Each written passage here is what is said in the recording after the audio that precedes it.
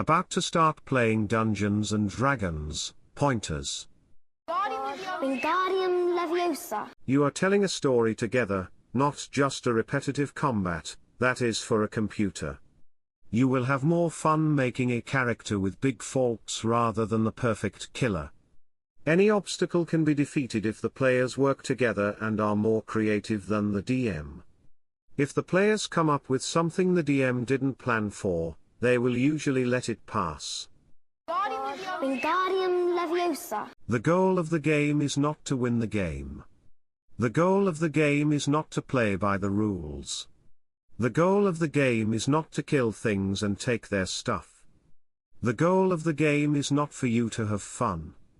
The goal of the game is for the group to have fun. Pursue the true goal of the game, and all will go well.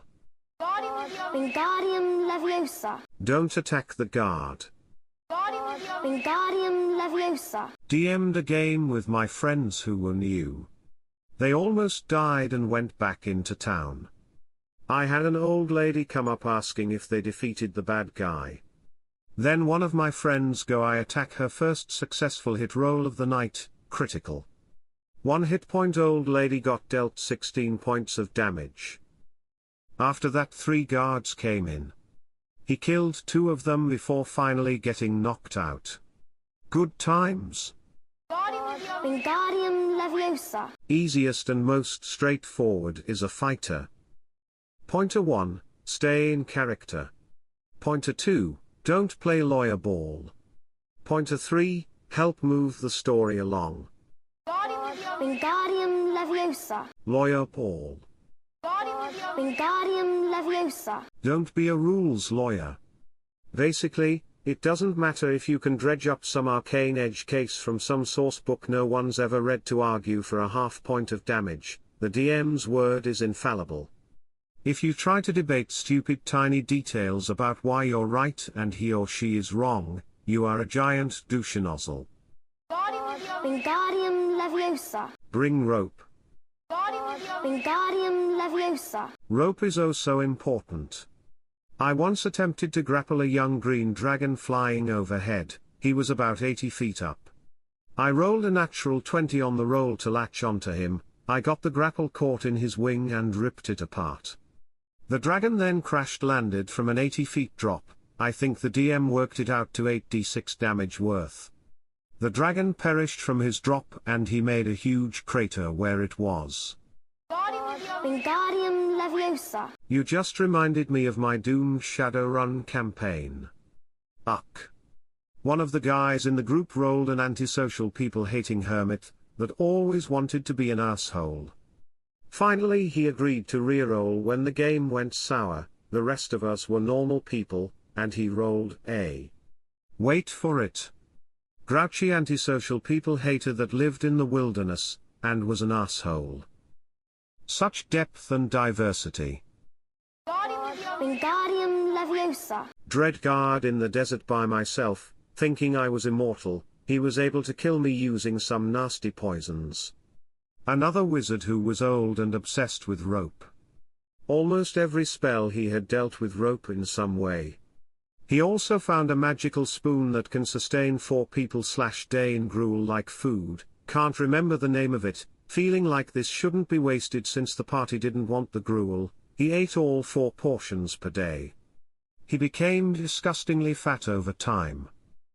Whenever D&D comes up, almost all of my friends bring up my characters in recollection first. They are an absolute blast to play. I don't always maximize stats, I make my characters flawed because it's far more fun to play them. Make up an interesting character. I'll list some of the ones I've made as an example. A gnome illusionist. His familiar was a chicken, which he had on a leash and had a 1/20 chance of squawking in any sticky situations, aka alerting anyone nearby if we were trying to be quiet. Also, my gnome's dream was to one day own a flying carpet, so he saved every gold he had until he got one. Before that, he used Tensor's floating disc as much as possible. A halfling paladin with a short lance that rode a dog for a mount. He believed he actually was a deity, and went around telling everyone this. He did his best to convert people to worshipping him. With the diplomacy feat, he ended up having a halfling cleric following him around everywhere, as well as a bunch of civilian followers that would lag behind the party. This character was amazingly fun until I tried killing an evil. Wingardium Leviosa. Depends how generous/fun-loving your DM is. My DM allowed me to make a half-orc barbarian so stupid that he could defy physics just because he didn't understand that he couldn't. Wingardium Leviosa. That sounds like it has interesting potential. I encourage that kind of flexibility. I had a player with a bard that was a bit fanciful. I granted him an at-will mage hand/unseen servant that would lit his pipe, tip his hat during greetings, or fetch him an apple off of that branch over yonder. But it absolutely wouldn't grab the keys off that jailer's belt. And he had to be polite, or it would get grump and mess with him. This sort of color, if kept from becoming too powerful or too central to the goings-on, can add a lot of pleasure to a story-based group session. Wingardium Leviosa. Never put a portable hole into a bag of holding. Wingardium Leviosa. Also important not to put other players into a bag of holding. Wingardium Leviosa. Funny story, in an old Eberron game, I actually killed a guy with a bag of holding. Slipped some dream lily into his drink, and got some information out of him. Afterwards, I convinced him there was something really cool in the bag, so he climbed right in. Fun fact, a bag of holding can only hold 10 minutes of breathable air. Wingardium Leviosa. Semi-related, just because your rogue can tell you that it's not a trapdoor, doesn't mean it's not a more traditional trap, ambush. When he's wary of the unguarded little cottage in the woods that we all know the girl we're rescuing is inside, and he tells you there's no traps on the door, but we probably should just bust the thing down anyways, since we've got a barbarian, and he's definitely stronger than a basic wooden door, listen to him. Alternately, if you are that rogue, and your party members tell you to stop being a pansy and open the door, tell them to screw themselves and send somebody who's not squishy in first. Otherwise you will take critical hits from 3 to 5 of the guards inside, and you will die. Horribly. Sigh. That was an interesting adventure. Wingardium Leviosa. First time I played, and the next time, probably, I played a bard that was half retarded. Basically, when shit would go down I'd just start wailing on my lute and all manner of randomness would come out. I wasn't taking the game very seriously that time. Wingardium Leviosa. Last time I played, we never got anywhere. I, Ranger, kept getting into fights with one of my friends, Barbarian, where one of us would always end up near death, while my other friend would always ask can I steal that and try to do some ridiculous feat to steal it. The other two took his semi-seriously. Luckily our DM was hilarious and not a hard ass. It was good fun, making me kind of nostalgic now. Wingardium Leviosa. The secret we should never let the game masters know is that they don't need any rules. Gary Gygax. Don't spend too much time looking up roles or mechanics during play. Don't be afraid to wing it. If you want, note what you didn't know during play and then look it up later, for next session. Edit, this suggestion is really more suited to being a first-time DM rather than a player, sorry. Just reread your post.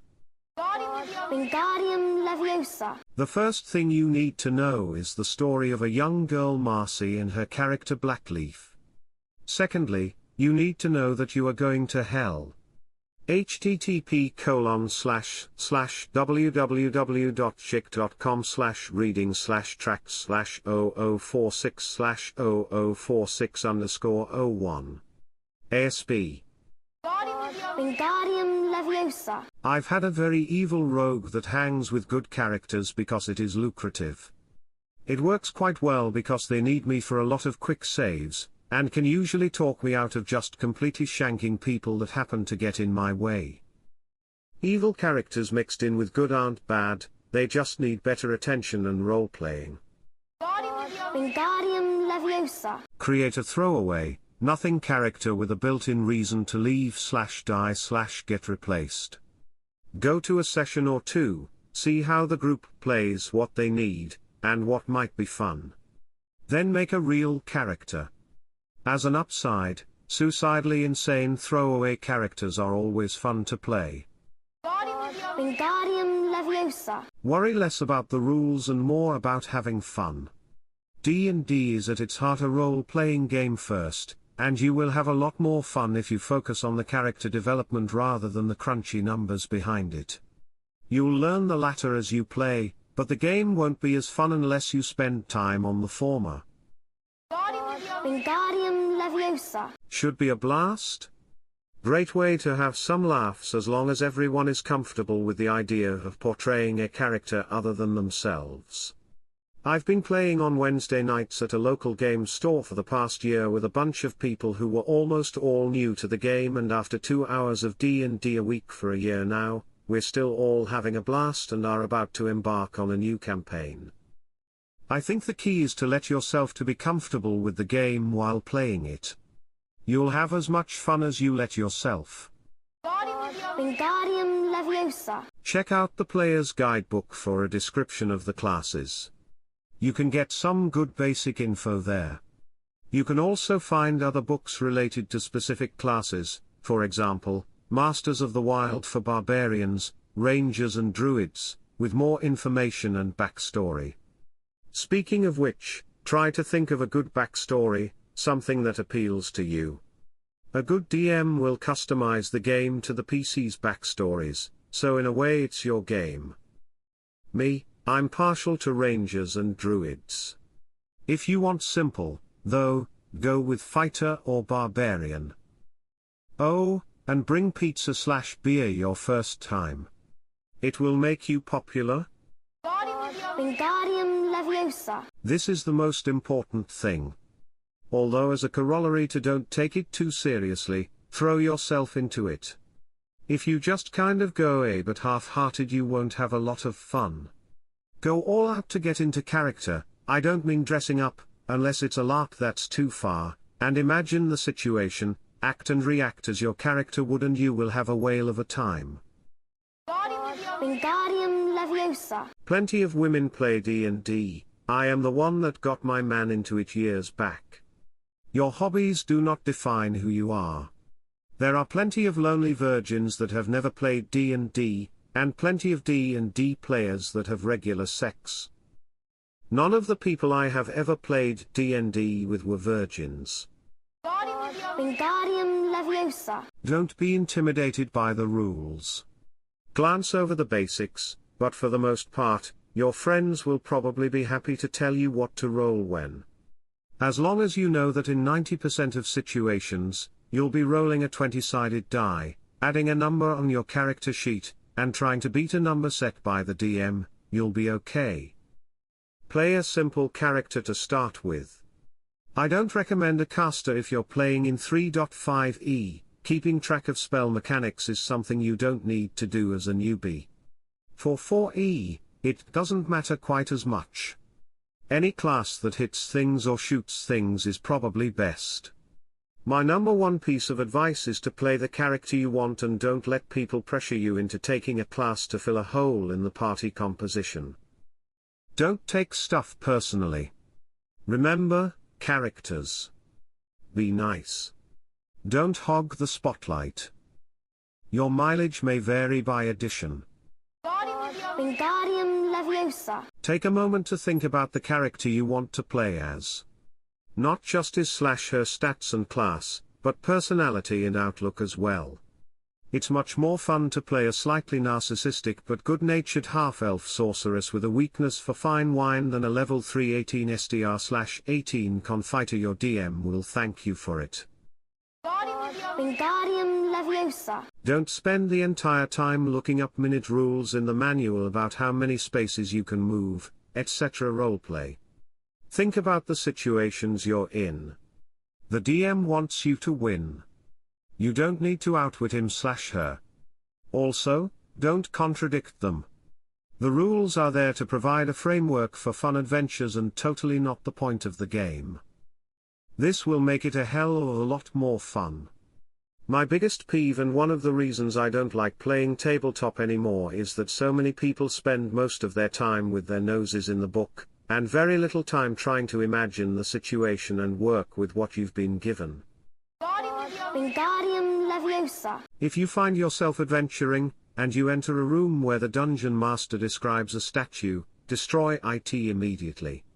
9 times out of 10, the only reason dungeon masters ever bother adding statues to an adventure is to have some of them turn out to be golems or some other kind of similar monster that attacks the party. By always attacking statues on sight, you ensure that, at least, you won't have to worry about it getting an surprise attack in on you. Edit. Also, if there's even a remote chance that, based on the DM's description, the monster you are fighting could be a form of troll, burn the body just to be sure. They grow back. Also, if it's cheap and all light in the store, buy it. I always use a little bit of my starting gold to buy all the cheap things for sale, oil, chalk, parchment, ink, etc., as well as some basic stuff like rope and grappling hook. You don't? Wingardium Leviosa. Want to overload your character, but many of those things weight nothing and you never know when they might come in handy. Wingardium Leviosa. I started as a half-elf paladin in 4th ed.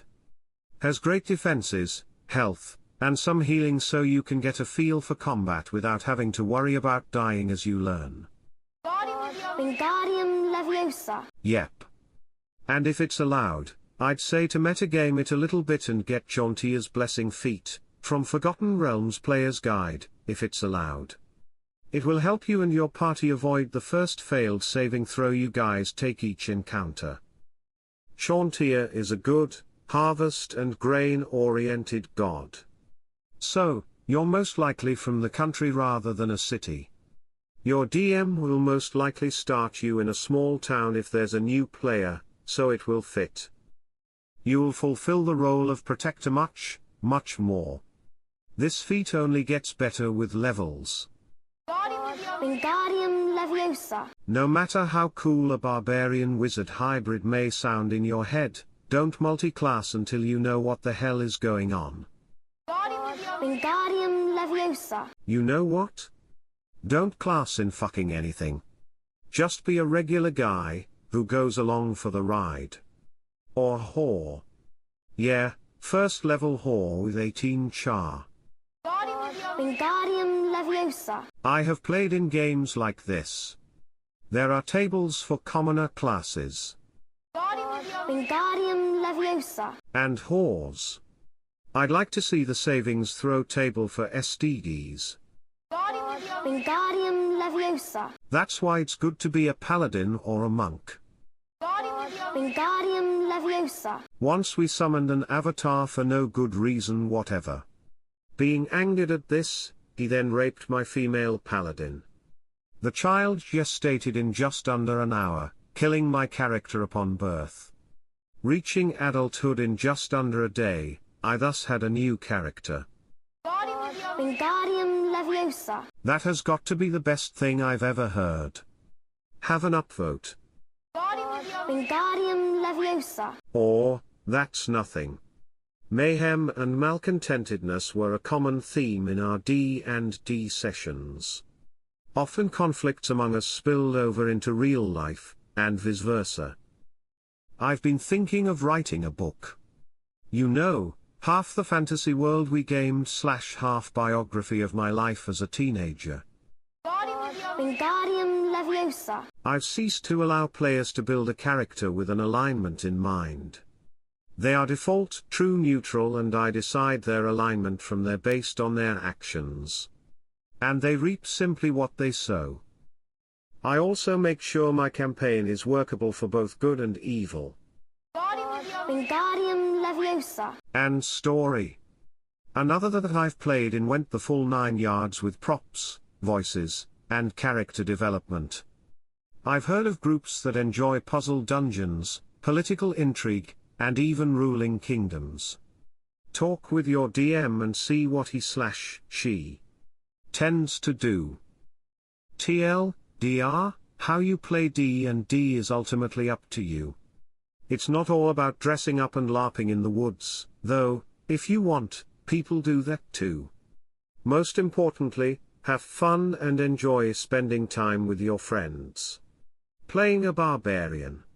Although they're easier to hit than fighters, they, generally, have more HP. They can also use rage to increase damage, hit chance, and HP at the expense of defense. Sorcerer, some people have their hearts set on playing a caster, even their first run-through. Even though sorcerers are one of the weaker classes, they are the best introduction to casting classes. Unlike most other base classes, you don't need to prepare your spells in advance, i.e., you can choose your spells when you want to cast them, adding a lot of versatility to this class.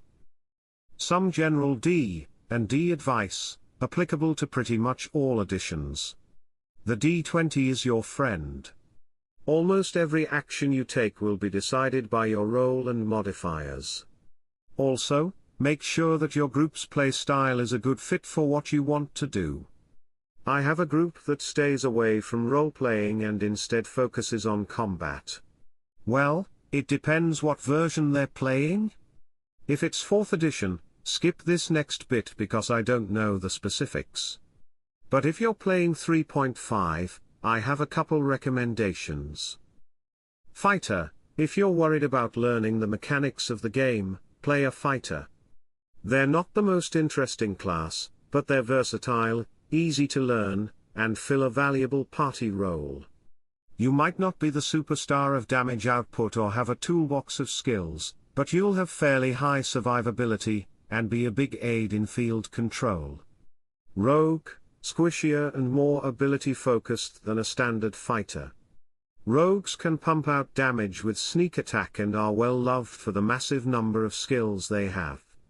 If you like playing a utility character, this is a good direction to take without making the game too difficult for yourself. Barbarian, if a rogue's stealth isn't your thing, think about Wingardium Leviosa. No matter what anyone might tell you, Dungeons and Dragons is not a game, and it sure as hell isn't any of this interactive storytelling bullshit they try to feed you. No, D&D is much greater than all of that.